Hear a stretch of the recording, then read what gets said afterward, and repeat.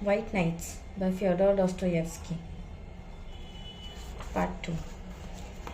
Well, this is the second night and part 2. No, no, no. By no means. Speak. I won't say another word. To continue, there is, my friend Nastenka, in my day 1 hour that I like exceedingly.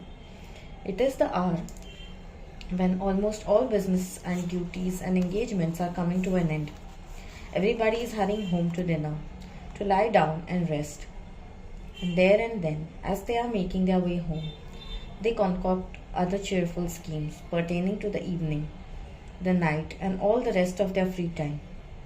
At this hour, our hero, for allow me, Nastenka, to tell the story in a third person, because it's terribly embarrassing to tell all this in the first person. So then at this hour, our hero too, who has also not been idle, walks along behind the others. But a strange sense of pleasure plays on his pale or somewhat rumpled face. With feeling, he looks at the sunset, which slowly fades away in the cold Petersburg sky. When he looks, I'm lying, he doesn't look, but he contemplates it somehow without thinking, as if he were tired or preoccupied at the same time with some other more interesting object, so that he can only cursorily, almost involuntarily, spare time for everything around him. He is pleased because he has finished until tomorrow with the business that he finds irksome, and he is as happy as a schoolboy who has been dismissed from the classroom to his favorite games and mischief. Look at him in profile, Nastenka. You'll see at once that the joyful feeling, fortunately, has begun to have an effect on his weak nerves and morbidly excited imagination. He's fallen deep in thought about something. Do you think it's about dinner? About this evening? What is he looking at like that? At that respectable looking gentleman who bowed so picturesquely to the lady riding past him in a glittering carriage drawn by those frisky horses. No, Nastenka, what does he care now about such trifles? His own particular life has made him rich. He somehow suddenly became rich, and not in vain did the farewell ray of the dying sun so gaily sparkle before him and call forth an entire swarm of impressions from his warmed heart. Now he scarcely notices the path on which even the most petty trifle would have struck him earlier. Now, the goddess of fantasy, if you have read Zhukovsky near Nastenka, has already spun her golden warp and begun to fashion before his eyes patterns of a fantastic, marvelous life. And who knows, perhaps with her whimsical hand, she has transported him to seventh crystal heaven from the excellent granite sidewalk on which he was walking home.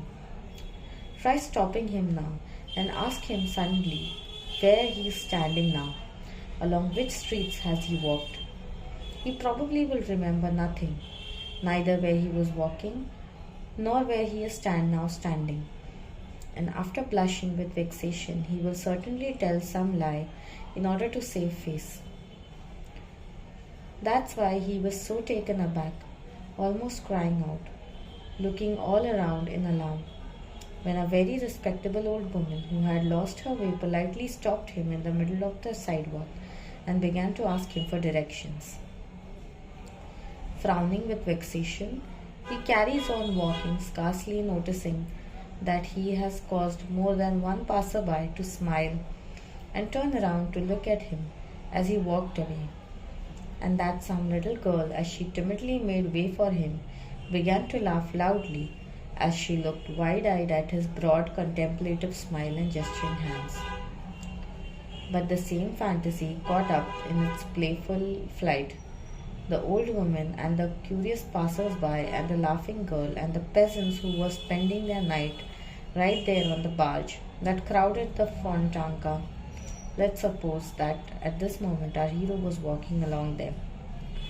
and mischievously wore everybody and everything into its canvas, like a fly in a spider's web. And with this new acquisition, the eccentric had entered his comforting lair, sat down to dinner, finished his dinner long ago, and only came to when the pensive and eternally doleful Matrona, who waits on him, had already cleared everything from the table and given him his pipe. He came to and recalled with surprise that he had already had his dinner, but had taken no notice whatsoever how that was accomplished. It had grown dark in the room. His heart feels empty and forlorn. The whole kingdom of dream has collapsed around him, collapsed without a trace, without a sound or fuss. It flew past like a vision, and he himself doesn't remember what he was dreaming about. But some vague sensation faintly disturbs his breast and causes it to ache. Some new desire seductively tickles and excites his fantasy, and imperceptibly summons a whole swarm of new phantoms. Quiet reigns in the little room. Solitude and indolence caress the imagination. It faintly catches fire. It is faintly brought to the boil, like the water in the coffee pot of old Matrona, who placidly potters about next door in the kitchen as she makes her cook's coffee. Now it's already gently breaking through in bursts, now in the book, picked up without purpose, at random, is already falling from my dreamer's hands, without his even getting to the third page. His imagination is once again ignited, incited, excited, and suddenly again in a new world. A new enchanting life, with its glistening vistas, flashes before him. A new dream is new happiness, a new dose of exquisite voluptuous poison. Oh, what does real life have to offer him? In his misdirected view, you and I, Nastenka, live so idly, sluggishly in his view. We are all so dissatisfied by our fate, so worn down by our life.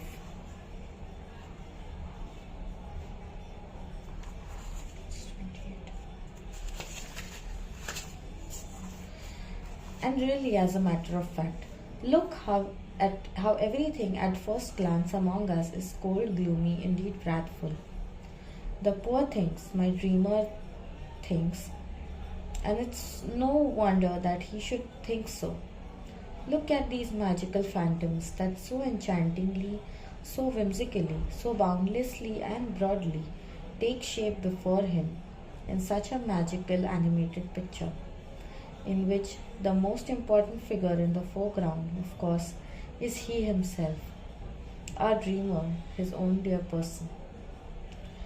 Look, what diverse adventures, what an endless swarm of ecstatic daydreams. You will ask, perhaps, what does he dream about?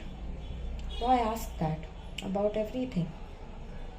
About the role of the poet, who at first goes unrecognized, but is later crowned with success. About friendship with Hoffman, Saint Bartholomew's Night, Diana Vernon, the heroic role of Ivan Vasilievich in The Taking of Kazan, Clara Mowbray, Effie Deans, the Council of the Prelates and the Husk Before Them, the Rising of the Dead in Robert. Do you remember the music? It smells of the graveyard. Nina and Brenda, the Battle of Berezina, the reading of a poem at Countess Speedy's, Danton, Cleopatra, Isviamanti, the little house in Columna, his own little corner, with a dear creature at his side who listens on a winter's evening, with her little mouth and eyes open, just as you are listening to me now, my little angel. No, Nastenka. What need has he, his voluptuous sluggard, of this life that you and I desire so? He thinks that this is a poor, pitiful life, not anticipating that perhaps someday the sad hour will strike for him as well, when for a single day of this pitiful life he would when for a single day of this pitiful life he would give up all of his fantastic years and give them up not for joy or for happiness, and without wishing to choose in this hour of sadness, repentance, and boundless sorrow. But this terrible time has yet to come. He desires nothing because he is above desire, because he has everything, because he is sated, because he himself is the artist of his life and he creates it for himself every hour to suit his latest whim. And you see, this fairy tale fantastic world is created up so easily, so naturally, as though all this were truly not a phantom. Indeed, he is prepared to believe at certain moments that all of this life is not the excitement of feelings, not a mirage, not a delusion of the imagination, but that it is indeed authentic, genuine, real. Why tell me, Nastenka?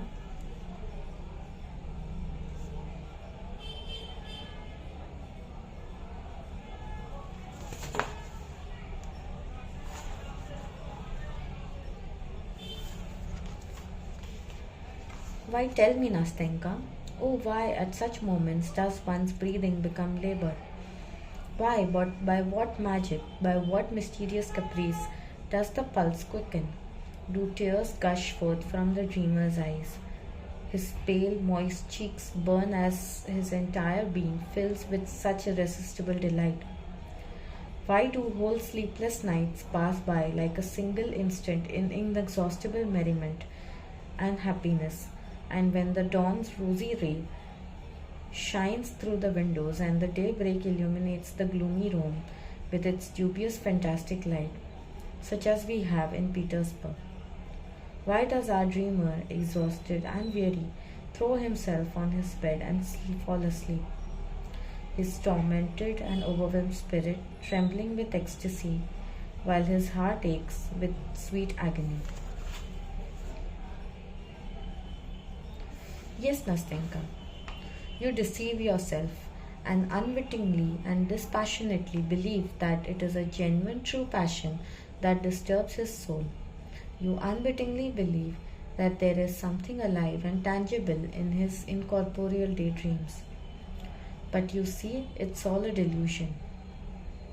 Take, for example, the love that has pierced his breast with all its inexhaustible joy, with all its wearisome torments. Just look at him and you'll be convinced. Would you believe when you look at him, dear Nastenka? Indeed, he has never known her whom he loves so in his frenzied daydreams.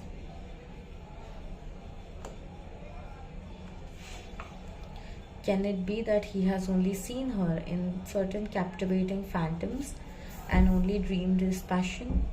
Can it really be that they have not spent so many years of their lives together, hand in hand, alone, just the two of them, having forsaken the entire world, and each uniting their world, with the life of their friend? Can it really be that at this late hour, when the time had come to part, she did not lay there sobbing and grieving on his breast, not hearing the storm which was breaking under the bleak sky, or the wind which plucked and carried away the tears from her black lashes? Can this really all have been a dream?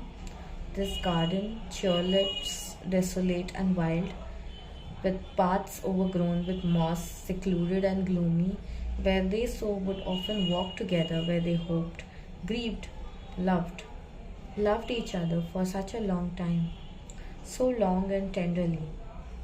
And this strange ancestral home in which she had lived for such a long time, secluded and melancholy, with her sullen old husband, always silent and peevish, frightened them, while they, timid as children, dolefully and timorously concealed their love from each other.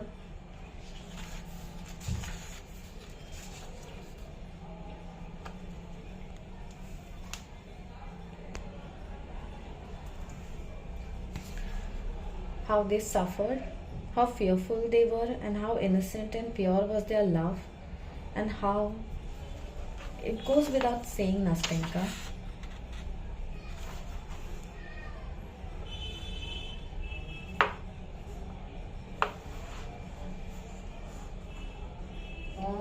malicious people were. And my God, was it really not she he met later, far from the shores of their homeland, under an alien sky, in the torrid south, in the marvelous eternal city, in the brilliance of a ball, to the thunder of music in a palazzo. It absolutely must be a palazzo, drowned in the sea of lights on this balcony, wreathed with myrtle and roses, where she, upon recognizing him, so hastily took off her mask and whispered, I am free. And trembling, she threw herself into his arms with a rapture of crying. They embraced, and in an instant they forgot sorrow, separation, all their torments, the gloomy house, the old man, the dismal garden in their distant homeland. The bench on which, with one less passionate kiss, she had torn herself away from his arms, numb from the torments of despair. Oh, you must agree, Nastenka,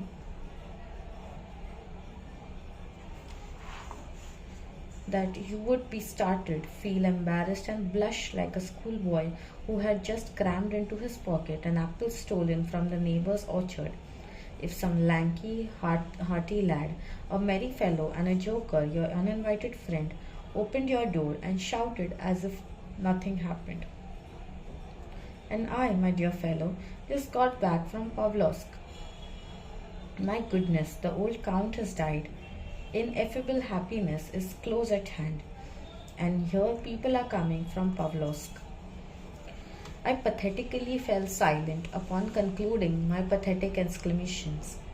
I remembered that I wanted terribly somehow to force myself to burst out laughing, because I already sensed that a hostile little demon had begun to stir inside me, that I was about to choke, that my chin was beginning to quiver, that my eyes were watering more and more.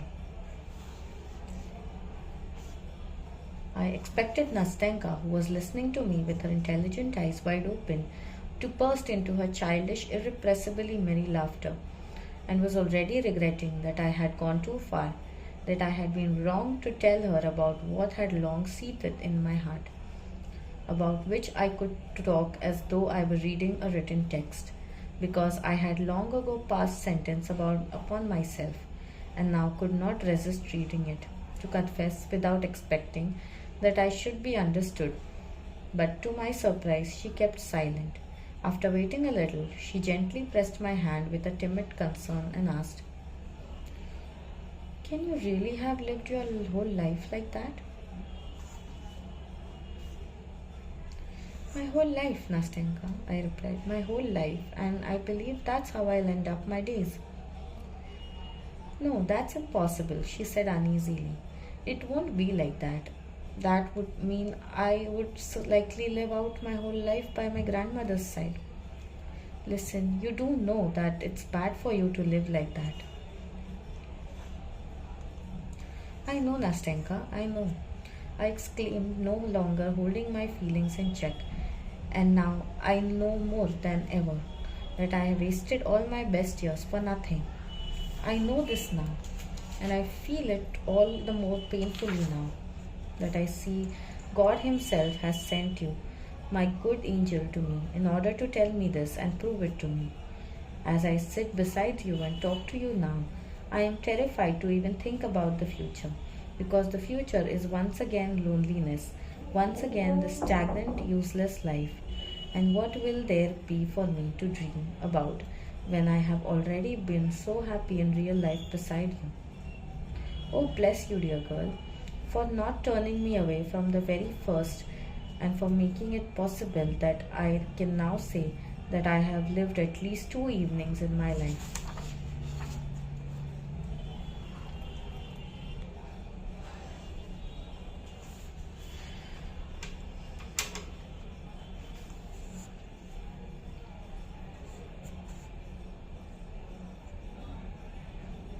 I forgot where I was.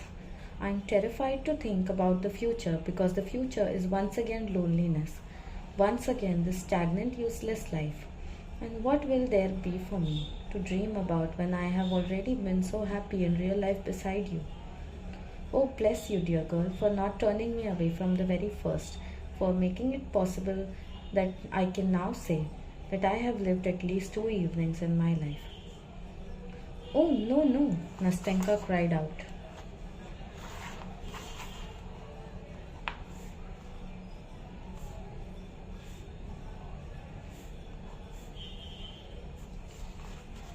And little tears began to glisten her eyes. No, it won't be like that anymore. We won't part like that. What are 2 evenings? Oh, Nastenka, Nastenka, do you know you have reconciled me with myself for a good long time? Do you know that now I will not think so badly of myself as I sometimes have done? Do you know that now perhaps I will no longer suffer anguish for having committed a crime and sin in my life, because a life like that is a crime and sin. And don't think that I have been exaggerating anything to you, for God's sakes, Nastenka. Don't think that because sometimes I am overcome by moments of such anguish, because at those moments it begins to seem that I will never be able to begin living a real life, because it already seems that I have lost all sense, all feeling for the genuine, the real, because in the end I curse myself, because after my fantastic nights I am visited by sobering moments that are horrible. Meanwhile, you hear all around you how the throng of humanity thunders and spins in the whirlwind of life. You see how people live. They live in reality. You see that life for them that is not forbidden, that their life does not vanish like a dream, like a vision, that their life is eternally renewing and eternally young, and not a single hour of it resembles any other.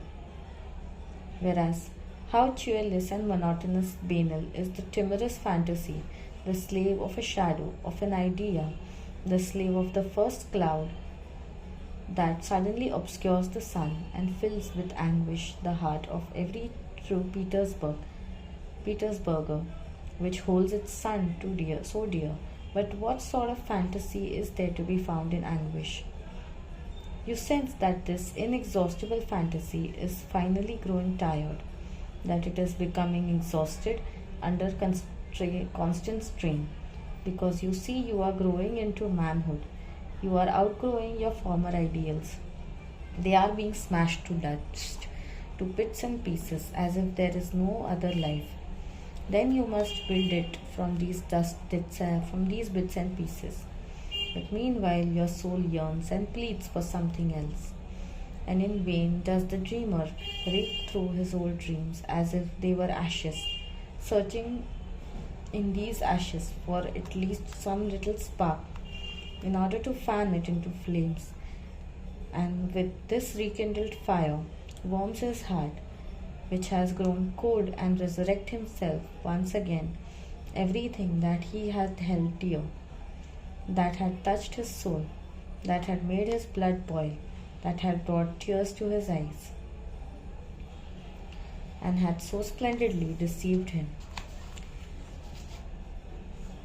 Do you know, Nastenka?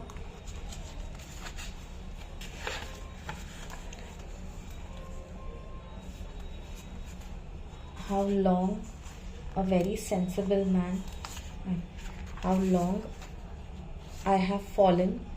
Do you know that I am compelled to now celebrate the anniversary of my own sensations, the anniversary of that which was formerly so dear, of that which in essence never took place, because this anniversary is celebrated in honor of those same foolish phantom dreams, and to do it because even though these foolish dreams are no more, because I have nothing with which to replenish them. You see, even dreams need to be replenished. Do you know that I now like to recall and visit at certain times places where I was once happy in my own way. I like to fashion my present so that it's in harmony with the irrevocable past, and I often wander like a shadow, without need or purpose, downcast and sad through the alleys and streets of Petersburg. And what memories! You recall, for instance, that exactly a year ago, exactly at this very same time, at this very same hour, you wandered along this sidewalk just as lonely, just as downcast as you are now. And you recall that your dreams were sad then as well. And even though it was not better then, nevertheless, you somehow feel that it was easier, that you lived more comfortably, that there wasn't this black brooding that troubles you now, that you didn't have these pangs of conscience, these gloomy, dismal pangs that now give you no peace night or day. And you ask yourself, where are your dreams? And you shake your head and say, how quickly do the years fly by? And again you ask yourself, what have you done with your years? Where have you buried your best days? Did you live or not? Look, you say to yourself, look how cold the world is becoming. More years will pass, followed by gloomy solitude, and then doddering old age will come on a walking stick, to be followed by anguish and despondency. Your fantastic world will grow pale, and your dreams will wither, die, and scatter like yellow leaves from trees.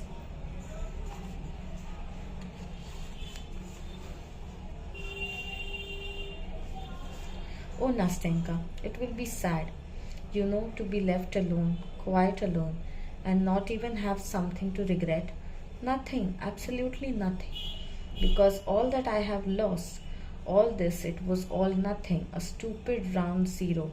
It was merely a dream. Now stop trying to make me feel sorry for you, Nastenka said, wiping away a tear which had rolled down from her eyes. That's all over now.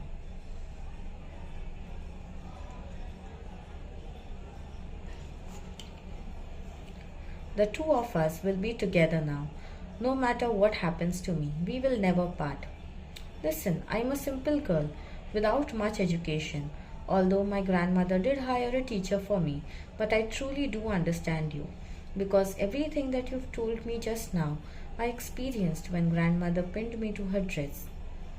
Of course, I couldn't have told it so well as you have done. I'm not educated, she added timidly, because she was still feeling some sort of respect for my pathetic speech and my lofty style. But I am very happy that you have confided in me so completely. Now I know you, through and through. Now I know everything about you.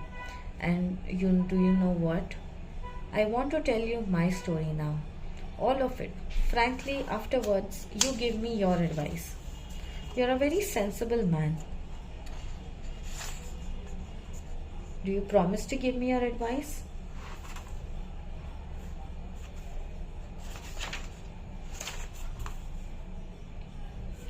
Ah, Nastenka, I replied. Although I have never been much as an advisor, much less a sensible advisor, I see now that it would somehow be very sensible if we were to always live like this, and we would give each other a lot of sensible advice. Well, my pretty Nastenka, what advice should I give you? Tell me frankly. I'm so cheerful, happy, bold, and sensible now that I won't be at a loss for words. No, Nastenka interrupted, laughing. It's not only sensible advice that I need. I need advice that is heartfelt and brotherly, as though you had loved me all your life. All right, Nastenka. All right, I cried out in delight. And if I'd already loved you for 20 years, I still couldn't have loved you more than I do right now. Give me your hand, Nastenka said. Here it is. I answered. I gave her my hand. And so, let's begin my story.